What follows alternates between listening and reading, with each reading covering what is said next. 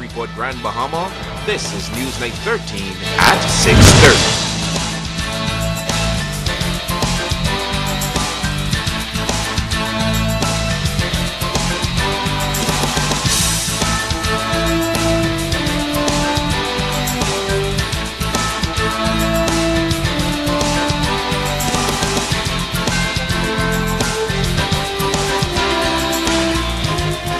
You're watching Newsnight 13 for this Thursday, November 29, 2012.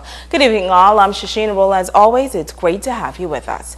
Since 1996, school boards were established in the education system and continues to be a part of the educational process. Today, the Minister of Education traveled to Grand Bahama to be a part of a special training seminar and workshop for school board members. Ricardo Lightborn reports. The Ministry of Education held the National School Board Association Training Seminar and Workshop this morning in the Eric Sam Hall of the Church of the Ascension.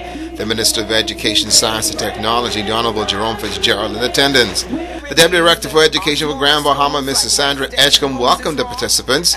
Minister Fitzgerald called Grand Bahama his second home and the importance of the School Board Seminar and Workshop. I want to start too by thanking the Prime Minister who, when the emergency meeting was set, I explained to him that I had committed to coming here this morning to address you and how important it was to me and to the ministry because of the important role that you played.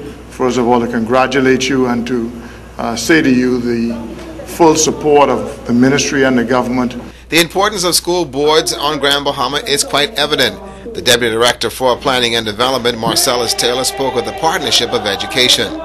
In the Ministry of Education and the Department of Education, we are keenly aware of the fact that education is a partnership. It is an endeavor that we cannot do alone. And so we no longer fool ourselves, if we did fool ourselves, thinking that we are the gatekeepers of knowledge and it's through us only that the education of children can be enhanced and developed. School boards were introduced in 1996 and today is still an essential factor in the education process. Your role as persons who are on school boards or your role as school administrators who have to work along with school boards is vital in ensuring that this particular relationship bears much fruit. And so I am happy and glad that you have taken the time to come. Some of you, I guess, have your private work that you had to put aside, and we appreciate and thank the fact that you have made that sacrifice.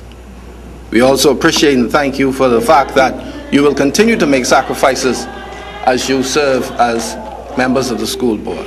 Ricardo Lightborn, ZNS News Network. Michael Darble hosted talks with the senior executives of DeVry International. Discussions included the expansion of the program on Grand Bahama, immigration, and other matters of interest. In other news, 12 illegal immigrants taken into custody on Wednesday evening. According to police reports, they were arrested while being gainfully employed in Hopetown, Abaco. One Bahamian male was also arrested. Investigation by immigration authorities continue. And the church that has been a part of the Grand Bahama community since 2006 is now facing a major setback. Early Thursday morning, the church on Peachtree Street went up in flames. Megan Shepard has the story.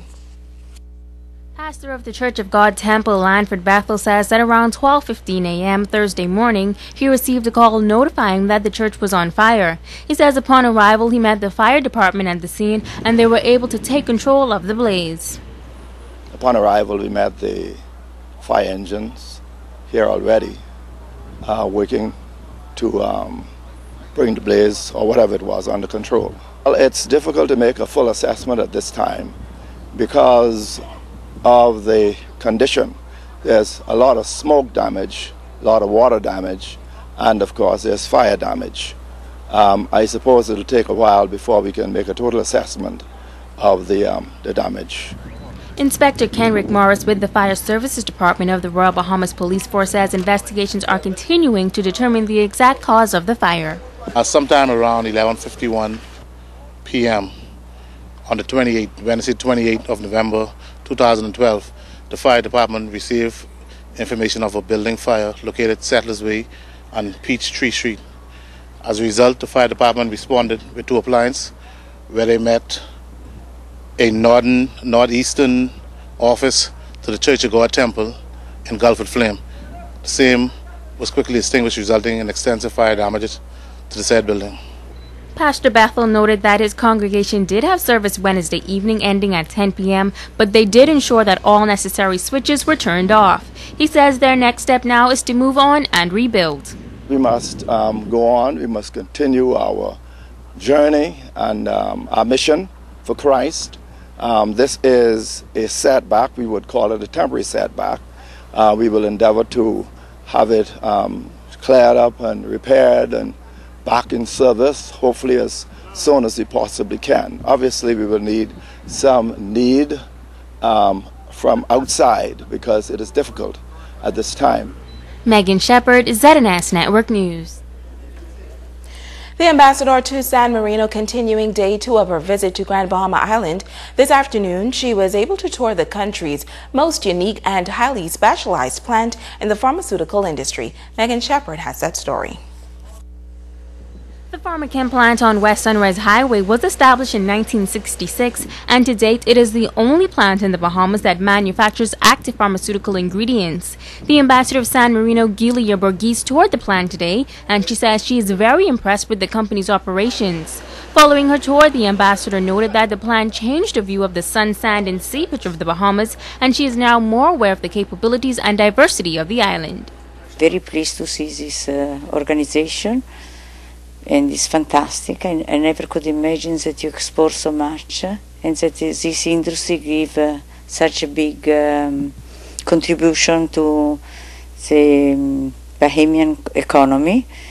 And it's very interesting because 95% of the employees are all Bahamian, and I'm really very impressed.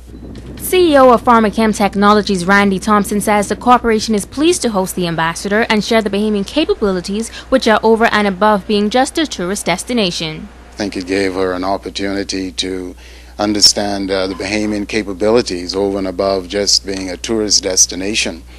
She had a chance to witness our capability in terms of manufacturing highly complex chemical operations, and to be able then to translate this when she travels, to be able to help identify resources that might be interested in coming to the Bahamas, and can certainly tell of what she understands our capabilities are here from the manufacturing standpoint. Thompson also shared a number of facts about the plant and the highly complex work they carry out on a day-to-day basis. We're very pleased to be able to demonstrate that Bahamians can in fact be involved in highly complex chemical manufacturing, and that's what we offer here at the Bahamas. And so folks don't know that. For instance, the product that you see on television, Aleve, the active ingredient, naproxen sodium, was actually manufactured right here in the Bahamas, and we launched Aleve in 1994. Megan Shepard, ZNS Network News. Stay with us, there's more in a moment.